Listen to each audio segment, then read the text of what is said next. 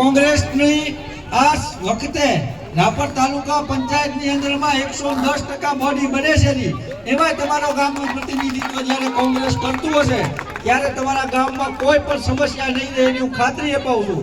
જે તાલુકા પંચાયતની અંદરમાં જીતેલા ઉમેદવારોની જે ફરજ આવતી હોય એ ફરજ પરના તમામ કામો અમારા ઉમેદવાર હિમજી કાકા તમને કરશે। જે જિલ્લા પંચાયતની જે જવાબદારી આવતી હોય એના માટે લડાયક છે અમારે ભીખુજી। કદાચ વિપક્ષમાં બેઠો હોય તો કામ કઢાવી લેવા માણસ છે, પણ એ પણ સત્તા પક્ષમાં જ્યારે બેઠો હોય આ વખતે કચ્છ જિલ્લા પંચાયત પણ કોંગ્રેસની બનવા જઈ રહી છે। જનતાએ પૂરેપૂરું મૂડ બનાવી લીધું છે ત્યારે આપણા ભીખુજી ત્યાંનું નેતૃત્વ કરતા હોય ખરેખર આ તાલુકા માટે સોનાનો સૂરજ કહી શકાય।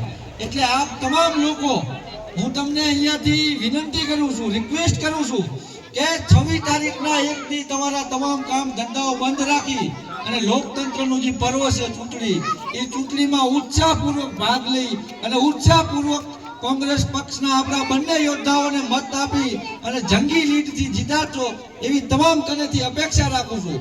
બાકી આપણે ભાજપનું શાસન છેલ્લા કેટલાય સમયથી જોઈ રહ્યા છે। આપણા ગામમાં સ્કૂલ હોય તો એમાં શિક્ષકો ના હોય, આપણા ગામમાં રોડ બનાવવાની ગ્રાન્ટ મંજૂર થઈ ગયો પણ ત્યાં પાણીના ખાબોચિયા જ હોય। એટલે આવું શાસન, આવું તાનાશાહ, આવું ભ્રષ્ટાચારી જો ગામમાં 5000 રૂપિયાની ગ્રાન્ટ આવી હોય તો એમાંથી 2000 રૂપિયા એમના કમલમ કાર્યાલયમાં મૂકવા પડતા હોય અને 2000 રૂપિયા એમને